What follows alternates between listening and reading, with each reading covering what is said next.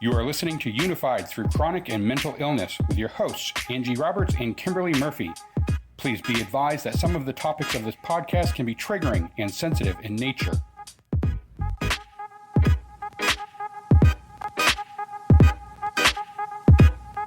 Brookdale Recovery says, while an addiction may begin with an individual's personal choice, addiction itself is a mental disease rather than a continued choice.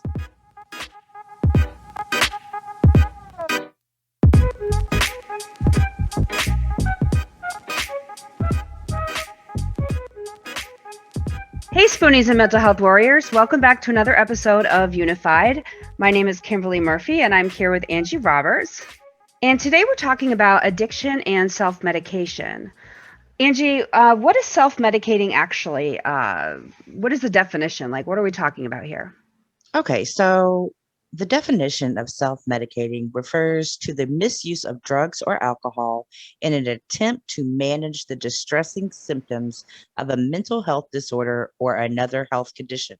Although many people that self-medicate may have a concurrently diagnosed health condition such as mental illness, cancer, injury, or chronic pain, it's imperative to remember that you do not need to have a formal clinical diagnosis to have already started the act of self-medication.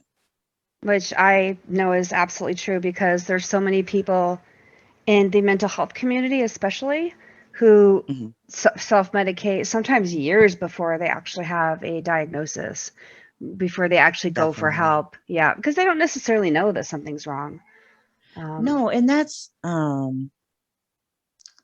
part of it. Is mental health is so tricky that there's denial, or there's not even knowing that you have the issue. Yeah, denial is a huge part of it. Like, even if you are diagnosed, some people go through denial for a while before they actually accept the fact. And, they just want to feel better, but at the same time, it's really hard to accept that something is wrong with you. The same thing with the chronic illness community. I totally agree. And sadly, the chronically ill community suffers the same mental disorders, and they face the same stigma of addiction due to the pain meds they used to receive but no longer can. Oh, it's a whole nother podcast.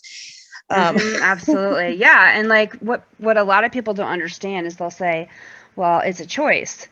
In some cases, it's actually not even a choice, because if you go to your doctor and you have a debilitating chronic illness that causes a great deal of pain, they're going to prescribe pain medication to you.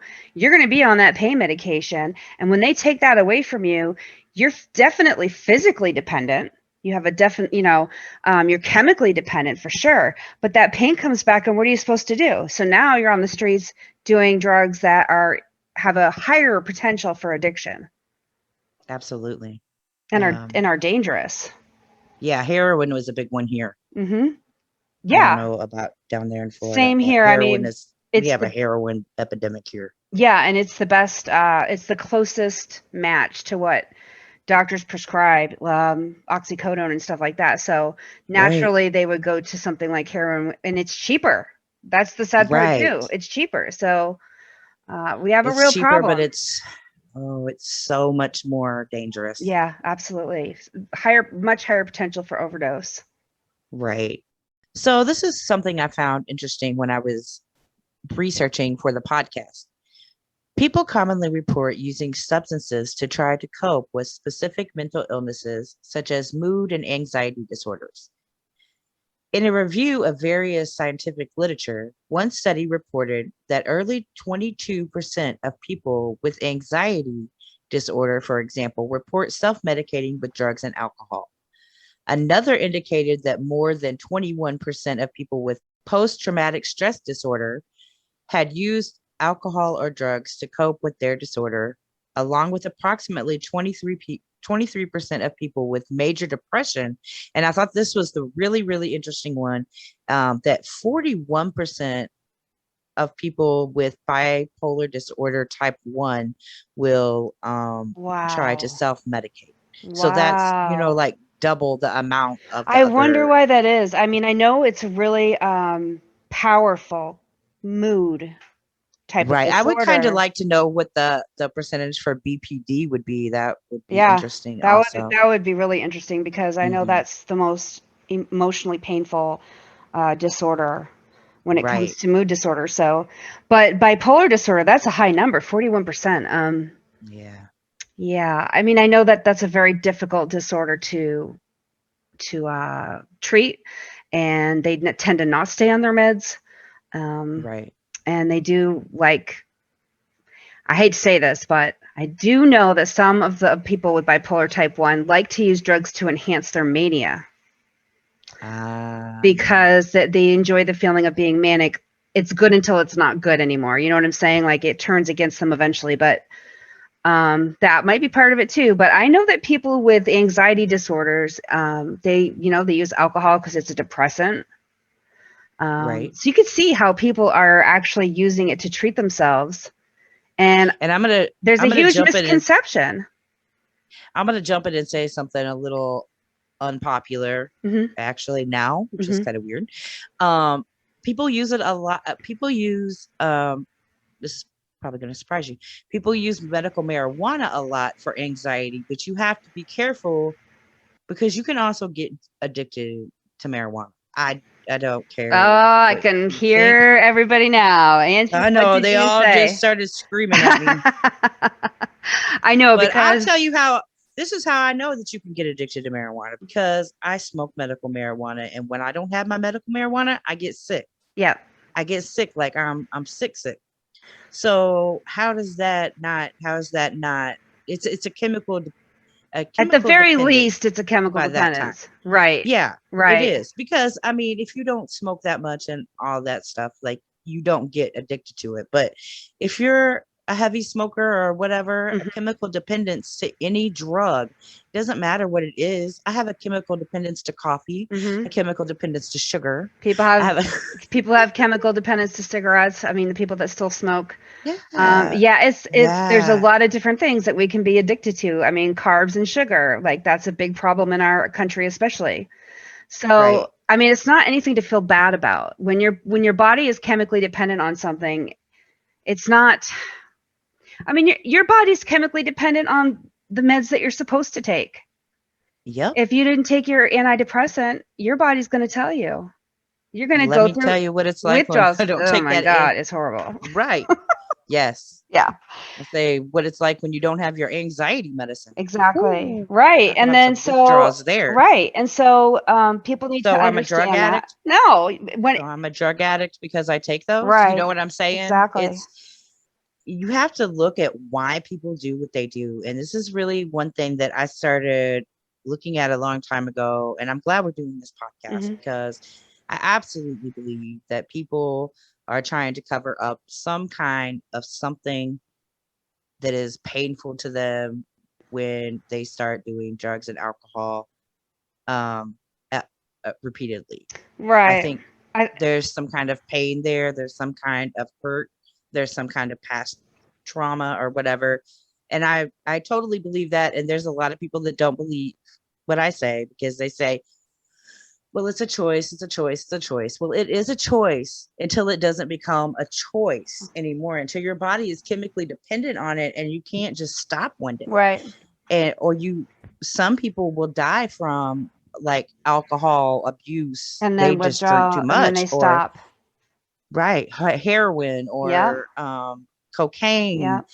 These drugs are really strong and they do a lot to your body and it's something that But I want to um say something too that you can be addicted without even having the chemical dependence yet. So let's talk right, about people who'd say the first time I did heroin, I knew I was addicted because I finally yeah, felt the way I wanted to feel. And they knew yeah, they were because it's hooked. such a euphoric high. Right. So Right, then they get chemically dependent, but they were probably chemically dependent on something else before this happened. It's usually an escalation, but um, right, you know, the addiction comes in when I believe personally the addiction is the psychological part of it. You can't you can't imagine yourself surviving without it anymore. Um, you truly believe that you need this to survive. It's a survival technique. right, And that's what people need to understand. you can't love somebody enough to make them quit. You can't do something enough to make somebody quit. This is something that they do have. This is a control over them. Like, that's what people hate hearing. Like, no, they have the control. They have the control. They really don't. And that's what people do not understand. They have to get treatment. And not only do you have to get the addiction treated, you have to get the underlying meaning of the addiction treated, or the addiction will pop back up. It's Exactly. just, it's, if I you need personally that believe it mental never- help, get that mental help. I personally believe it never goes away. I personally Right. believe that once you take that drug away, you're always going to be dealing with that addictive behavior. And then you learn how not to act on those behaviors, but it's something that you have to manage for the rest of your life, just like you have to manage bipolar disorder for the rest of your life. Right. And it's just that simple. Which is why I truly believe it's a disease or a disorder. Oh, I definitely. They've said that it's a mental disorder. Yeah, and people want to don't say believe it's not. I know. I mean, I can't believe the fights on the internet. Like, people get downright dirty on this subject. And it's because I think a lot of people know somebody in their family or their friends. It's usually alcohol abuse, but lately it's turning towards like heroin and meth.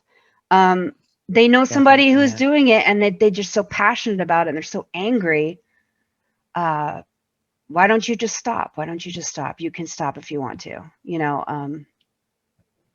That's like telling somebody that's about to commit suicide, just don't do it. Right. It doesn't do any good. I'm just saying, it's not going to help. Don't be depressed. Don't be depressed. Don't be depressed. Don't be anxious. You don't have anything to be. What do you got to be anxious about? Exactly. Oh, I hate that. Oh. You don't have lupus. Lupus doesn't exist. Right. Get yourself together. You're fine. You can go to work. You can go to work. Go for a fibromyalgia, lose some weight and go to work. You'll be fine. Yeah. Just go for a walk, walk it off. Your muscles will loosen up. You'll be all right. Exactly. So I think people with addiction need to get the attention that they deserve for the disorder that they do have. Nobody is born and grows up thinking, I want to be a drug addict. I want to be homeless. I want to be sick. I want to have everybody turn against me. I want to be the person that nobody trusts. I want to be always waking up every day wondering how I'm going to get my next fix. Nobody wants to go through that pain. I mean, why do people believe that they're choosing to do that? I don't understand, but I think we all need to keep in mind that once they're at that point, it really isn't a choice. And it's something that they need medical and mental health support with. They can't do it by themselves at all.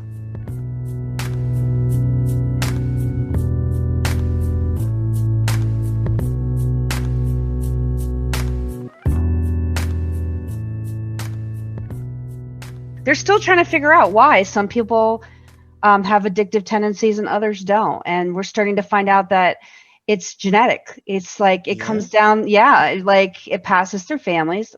We do know that. And of course, there has to be other factors that are existing, like trauma.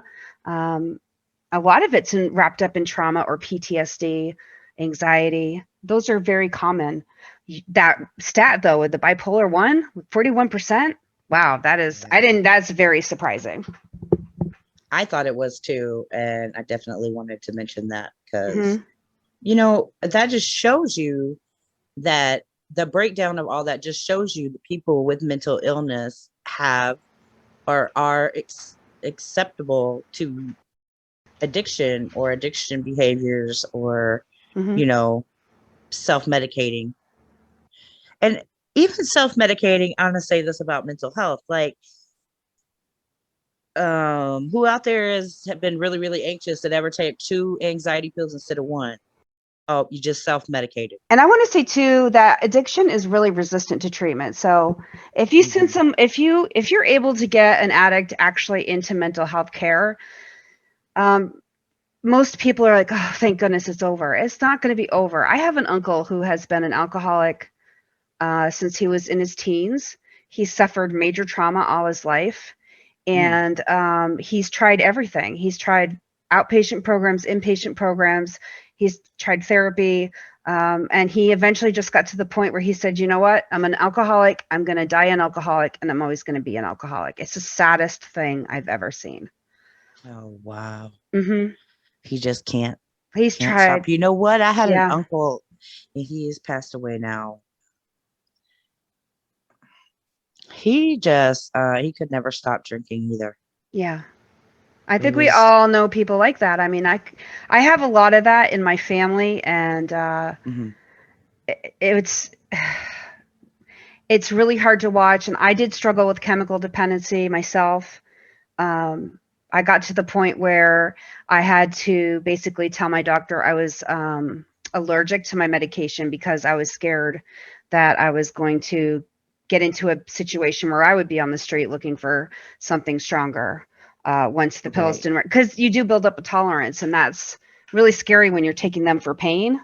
But then you become like, addicted to them. And in that case, I would say it's addiction. Do you think it's addiction, or do you think it's chemical dependence, or do you think it might be both? I think I was, Because if you're overtaking them, I would think Mhm. it would be addiction. But if you're just taking them the way that you're supposed to be, I mean, they're still addictive. Right. Yeah. So I think if you there is take that them, chemical addiction I think if you're, too. I think if you're taking them the way you're supposed to, you're not an addict, obviously. Right. But your body is going to become chemically dependent, because I can tell you now, when you take Oxy, it's like one of those instant drugs. It's for breakthrough pain. So it lasts for so long, and then it dips. So you're kind of like on a roller coaster when you take it, which it makes it so dangerous, because people who are addicts will take more to kind of prevent that from happening. And the more you take, the more tolerance you build. So now you're in pain again, but you're taking these pills. You're chasing the high. Yeah, you're chasing the high. So Mhm. I did get to that point, and I was really scared because I saw it for what it was and said, "Oh, I'm becoming addicted to this medication." And my way of like dealing with it was to just say to my doctor, "Oh my God, I have this huge rash. I'm allergic to this." And he put it on my chart, and I can no longer have it. So that is how I chose to deal with it, because it scared me. Other people wouldn't necessarily do that. They would try to get more and more pills, and that's when they end up on the street looking for street drugs to supplement what they don't have, because they've run out early. And they go Right. through withdrawals. And I've been through the withdrawals of that drug, and I can tell you, it is the worst. It's horrible. It's horrible. I'd rather The be in worst pain. withdrawals I've ever been through is Cymbalta. Oh my gosh, it's horrible. I've heard They that. don't even have a safe way to go off Cymbalta. I've read up on it. Like I don't ever, when somebody tells me that they're thinking about taking it, I always say that that's a horrible drug. Really? Because I mean, it works for what it works for, but if you ever have to go off of it, let me tell you, oh, geez. Yeah, you're in for it. Yeah, and it's like a month of sickness. It's bad. Oh yeah, I was sick for quite a while, and oh, I bet you. Yeah. people who are So I don't. long-term Oxy users, like who take outrageous amounts of pills. I mean, I'm sure people out there know quite a few celebrities who have overdosed, or even worse, they quit the medication and they died because they quit the medication because it was too hard on their body to withdraw off the drug. Right. Yeah. And they did it on their the own. sad part. That's what people don't understand. Like our bodies can only take so much, and sometimes we really need that extra help Exactly. to get through it. And if you can't face the fact that you're an addict, or you can't face going through that alone, or you can't face, there's lots of reasons why people don't go through it. Yeah. A lot of people feel like they're alone, and a lot of people are alone. And I'm just going to say that because at that point they are, because their family turns their backs on them. Their friends turn their backs on them. At that point. Well, sometimes, and that's their own fault. Yeah. Too. Well, if you're stealing saying, from people to get your drugs and stuff, yeah, addicts do terrible things. It's the truth. Right. Yeah. Right. Yeah. So we're not trying to say, oh, poor them. We're just saying this is why things happen. This is why people get addicted and how. Right. And honestly, I think the best thing people can do is, number one, accept it that it is a disease. Number two, keep an eye on your family for chemical dependency and what the drug is. If it's something like an antidepressant, nobody's going to abuse that, but there are drugs that people tend to abuse, and just be aware of what people are taking. And then keep an eye. I mean, because if somebody's running out of their prescription too early, you need to have a talk about that and say, hey, you're headed in a bad direction. And ask them why they're doing it. And maybe, if they're not in therapy, get them into therapy, get ahead of it. Right. That's the best advice I could give, is to get ahead of it. And if it's already, in the middle of addiction, just keep encouraging therapy, keep encouraging rehab, keep encouraging medical detox. Don't let them do it by themselves. Be an encourager. Do not be an enabler. If they say, will you go with me? Say, yeah, absolutely. I will take you. I will, because there's a lot of Don't fear. be like, oh, well, this is the 15th time I've taken you to rehab. Well, you know what? The 16th time that you're taking this person to rehab may be the time they get. Exactly. And I mean, we understand, because I mean, it's hard when someone you love is doing all of this to themselves and damaging their relationships. And they know that they're doing this. It's not that they don't know, and they feel horrible about it, which is another reason they continue to use. It just kind of compounds the whole problem, but they're scared. They're scared to come off the drug. They're scared that they don't know what's going to happen. They don't remember reality. And they're afraid reality of it. Sucked last time that they were there. Yep. Exactly. So it's a fear, and it's a fear that they won't have that option to go back to their comfort place, which is where they are. And they don't want to face all of that trauma, obviously, or they wouldn't be using to begin with. So, or, their disorder or their mental illness or their chronic illness. Right. There's a lot of different reasons. And I think we should mention some of the other communities that are actually vulnerable to this, because people don't think about, other than the typical reasons like mental health and chronic illness, there are specific communities that are actually really vulnerable. Right. Grief is a big one. Especially when the closer you are to someone, it increases the substance use according to recent studies. So if you're already taking something, it's going to probably increase it. And sometimes I know that even if you're not taking anything, sometimes you can't cope with that so well. So people start drinking or start doing drugs. So sometimes when somebody's in an abusive relationship or has an experience, has experienced some form of trauma as a result of something in their life, they also increase the risk of using substances to cope with their situation, unfortunately. It totally makes sense, though, because especially grief, like I was just sitting here imagining how I would feel if my husband passed away, and I would need to be on something. Because legal or illegal. Oh my God. I would not be able to deal with that. And we're laughing, but we also know that, like, there's people out there, and I feel so bad. Whoever's out there listening, if this has happened to you, I'm sorry that I laughed. It's just, it's one of those scary, scary situations. And I know the pain. Sometimes it's nervous laughter. Right. That immense pain, that would be coming.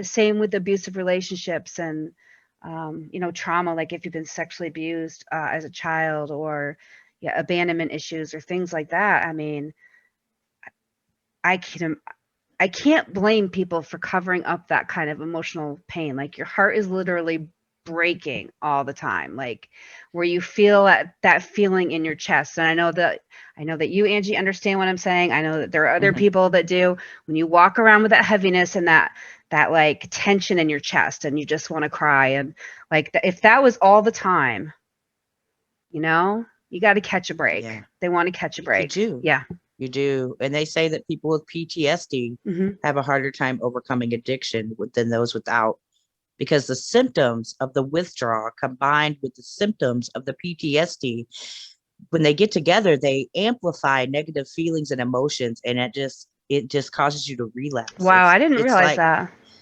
I know. And when I was reading, it was talking about the veterans and how 20% of the veterans with PTSD also suffer from addiction or dependence of drugs and alcohol. I gotta say, I would expect that number to be higher.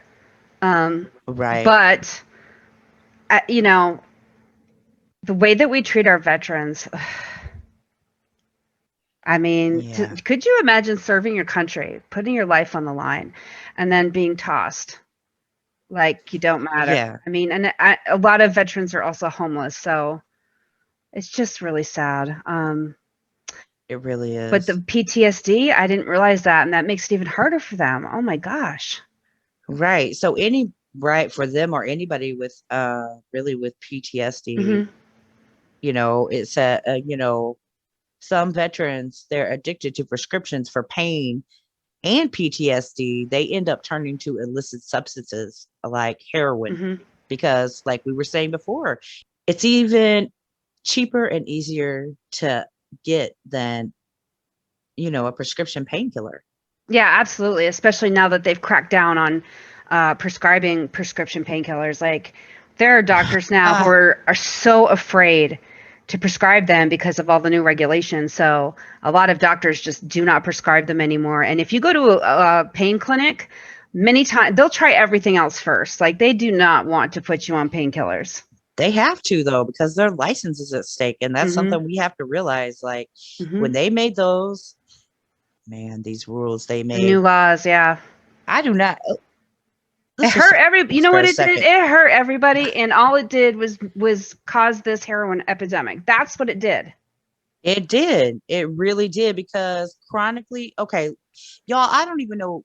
Most of y'all probably don't realize this. If you're not a chronic pain patient, you don't realize this, most likely, unless you know somebody. But they don't want to give us medicine for our chronic pain because, oh, we'll become addicted to it.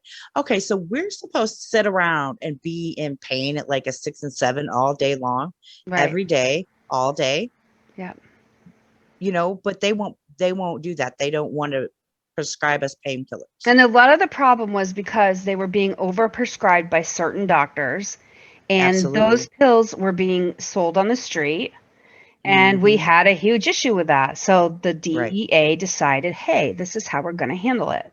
And so now doctors have to report everything, and they're scared to prescribe the pills. My doctor actually sat down and explained this to me. Yeah, And I don't even blame them though. I yeah, can't blame the doctors. they can lose their license. Yeah. I don't So blame the doctors. I blame these new laws and the people who made right, these laws. because of the laws, the doctors are afraid to prescribe anything. So they don't, because they don't want to lose their practice. And so now we have all these people who do not have any real sort of relief. There are some older doctors who are still prescribing, but for any new patient, you're probably not going to get it. Yeah. And a lot of us did get cut off. Right around the time that I said I was allergic to it, my doctor was starting to cut everybody off. 3 months later, they weren't prescribing at all. So, and it was because of all these new laws. And all it does is make people go for stuff on the street. Yeah. And I know that a lot of regular doctors did stop Hmm. totally. They send you to the pain clinic. They Yep. don't. And a lot of also a lot of doctors won't prescribe more than like for mental health patients, they won't start you on much more than an antidepressant or maybe a little bit of an anxiety medicine, but they want you because they want you to go to a mental health specialist, which needs to be done, people, because the Yeah. mental health specialist knows these drugs Yeah. more Yeah. than the other You than your really should regular go to a doctor. psychiatrist and start there, Yeah, because it's really their specialty. it It's is. nothing. It's not bad to go. Mm, screw the stigma Hmm. of psychiatry Right. and psychology and go into And a addiction. therapist and addiction too. Sorry, I'm getting off on a That's rant here. okay. No, it's good. You know what I'm That needs saying to though? be said. Because Yeah. it's sad. It is sad. It's People are afraid to sad go and get help. Yeah. that are afraid to go and get help. Yeah. They're afraid to go and get help. And so, like, and a lot of people with addiction do need to see a psychiatrist. They're chemically imbalanced. They're trying to correct that. It's become an addiction. Now they're Right. even more chemically imbalanced than when they started, because, repeated alcohol use does so much damage to the brain. Mm. I'm sure heroin, I don't have a lot of knowledge on what heroin does, but I mean, it can't be good. So going to the psychiatrist and getting balanced is going to make you feel better. It won't happen right away. You got to give it a little bit of time, but it will make you feel better. It'll take away that feeling that you have that you're trying to cover up. And once that feeling is gone and you're balanced and you're feeling more positive some days, you'll be able to start therapy with a clear head. And you'll be able to start dealing with some of these issues that are hurting you. And you'll find out that you're not the only one, that there are people who really want to help you, that you could have a whole support system of people that will not blame you, that will not shame you, and that will celebrate you for trying to do better for yourself. Absolutely. So if nothing else, just, see a counselor. You can get on the right track if you just see a counselor. And be honest with them. Yes, Tell I them that agree. you're an addict. It's okay. They don't judge you like that. They really are there to help you. You don't think they've heard it before Right. in their I mean, many years of there are practice, substance abuse you counselors. know? That's what they Yeah, specialize in. So, right. And if your counselor is not a substance abuse counselor and you are having issues, they will send you to one. right. You know what I mean? They'll refer you to somebody, or they'll do whatever they can for you, or whatever. They have so many resources, so many more resources for that kind of stuff than the medical doctor really And I does. do want to mention too, like for those of you in the LGBTQ community, there are therapists that are specialized not only in addiction, because Mhm. you looked something up about the stats on this community, and what did you find out? I found out that about 20 to 30% of the LGBTQ community abuses drugs compared to about 9% of the population as a whole. Wow, that is a lot. Yeah, and here was a really, really sad stat Hmm. that the LGBTQ community individuals are 9.9.5 times more likely to use heroin than a heterosexual individual. That's unbelievable. It's unbelievably It is. sad. So, see, there's a whole community that needs tremendous support. Uh, We and I just want we've this, talked about this so I much. know, I I just want don't this I community don't to want to rant. know, or friends of this community to know, allies, family members, that they do actually have counselors that are supportive of the LGBTQ community and understand how to handle substance abuse issues and the trauma involved um, in maybe, their upbringing, or just, there's so many different issues they can have growing up as in this community. So let's face it. I mean, some kids Right. get thrown out, they end up homeless. I mean, it's complicated in their family. So please, please, please encourage them to go see a counselor. And we would just want to say Unified loves We you do. and we love Yep, you. we're allies. We are So here for you. No judgment. absolutely. If you don't know what to do, write to one of us, write to both of us, write us on our page. You can message us on Facebook. We would love to help you find help where you're at. And we will help you. If you Hmm. need the help, we'll help you. If you don't have anybody else that will help you, we will help you. Okay. If you Absolutely. don't have a mom, you got one now. Yep, you got two. You got two. Exactly. Yep. You just went from none to two. That's right. Okay, so Angie, what is the mantra for this week? Stop demonizing addicts. No one chooses to be a drug addict. No one chooses to ruin their lives. No one chooses to strain their relationships. No one chooses to be homeless. Addiction is a mental illness. Over 50% of addicts have some sort of mental illness. They need help, not punishment. Exactly. Exactly. And I just want to say I think that we have too many addicts in prisons when they should be in rehabs or getting mental health help. Mhm. Yes, we have too many mental health patients Right. also. And our prisons are just overloaded, and that's a whole nother podcast, but which we will be, That will be a whole nother covering. podcast. So stay tuned for that because we are going to cover that. But they do need help, and we should be giving them the help that they need, just like any other person who is suffering from any sort of illness. Illness is the key word, guys. And how can we be so cruel as to turn our heads and say, you decided to be ill? I just want people to think about that. Right. I agree with that. So we hope that you enjoyed this week's episode. We gave you something to think about. If you did get something out of it, please like, share, follow, or subscribe. All of our social media information will be announced in just a moment. Please join us next week for a brand new episode. You don't want to miss it. Until then, please remember that we were always stronger together, and thank you for listening. Take care out there, guys. Be safe. Peace out. Unified Through Chronic and Mental Illness can be found at anchor.fm/unified. There you can find all social media links as well as other ways to listen.